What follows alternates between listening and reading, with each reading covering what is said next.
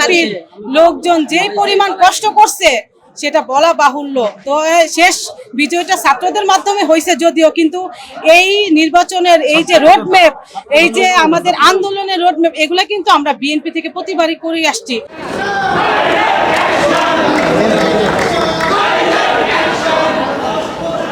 1978 সালের 1 সেপ্টেম্বর বাংলাদেশের আপামর জনসাধারণকে একত্রিত করার জন্য উনি বাংলাদেশ জাতীয়তাবাদী দল প্রতিষ্ঠা করেছিলেন।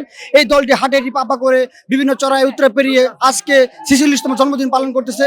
আপনারা জানেন বিগত 16 বছর এই স্বৈরাচারী হাসিনার দুঃশাসনের কারণে আমরা এই জিয়া উদ্যানে ঠিকমতো আসতে পারিনি, আমরা মোবাইলটা পর্যন্ত আমরা সাথে রাখতে পারিনি। এখানে আমাদেরকে পিটানো হয়েছে, রক্তাক্ত করা হয়েছে, আমাদের কেন্দ্রীয় নেতাদেরকে এই ব্রিজের পাশে আটকে দেওয়া হয়েছে, আমরা দীর্ঘদিন আসতে পারিনি। আজকে ছাত্র জনতার অভ্যুত্থানের পর এই 5ই আগস্ট বাংলাদেশ নতুন করে স্বাধীনতা পেয়েছে। আজ আমরা উন্মুক্ত আকাশে স্বাধীনভাবে কথা বলতে পারছি।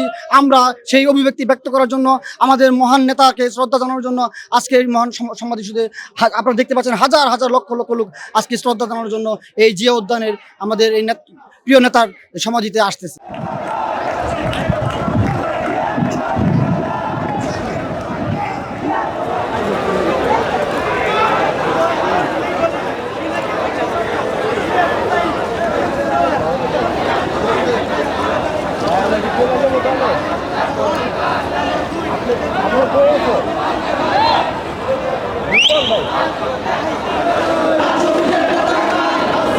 আমি জায়গা